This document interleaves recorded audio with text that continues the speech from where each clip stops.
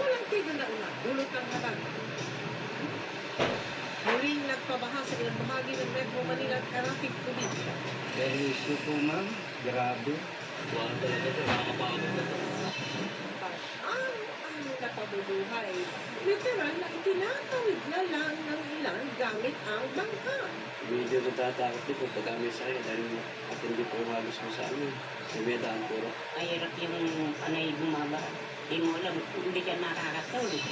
Sa kanilang Bulacan, alas 20, nagtulong-tulong din para makatawid sa abot nitid na baha.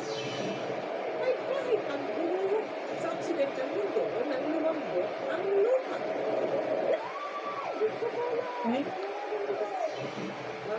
Nung tutukulan na ni Bale mo, gabon niya. Sa loob ng Philippine Area of Responsibility, habang dalawa pang bagong bagyo namatakan sa labas ng PAR.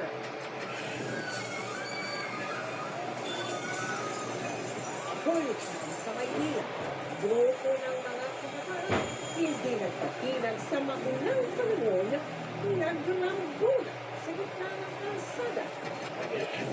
Ginamit naman ng 4 na taong gulang na estudyante sa panibagong school shooting sa Zamboanga, nakuha sa kanilang sasakyan matapos maiwan mano ng amang customs police chief. Dapat dyan equally responsible ang gano'n. Baril na ipasok sa eskwelahan dahil nakasasakyan ng shooter at di dumaan sa pedestrian security inspection. Vice President Sara Duterte na Lumalabas. Ha?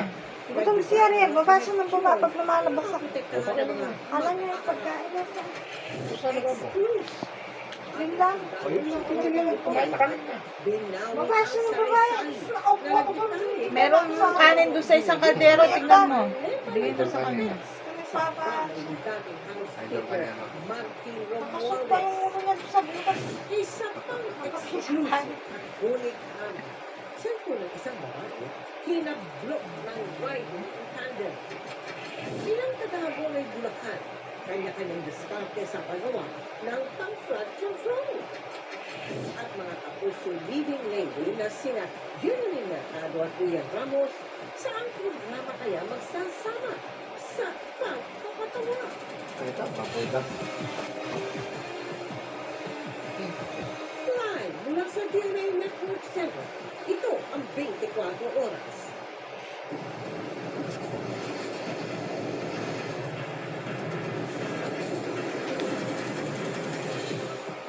Magandang gabi po, Luzon, Visayas at Mindanao.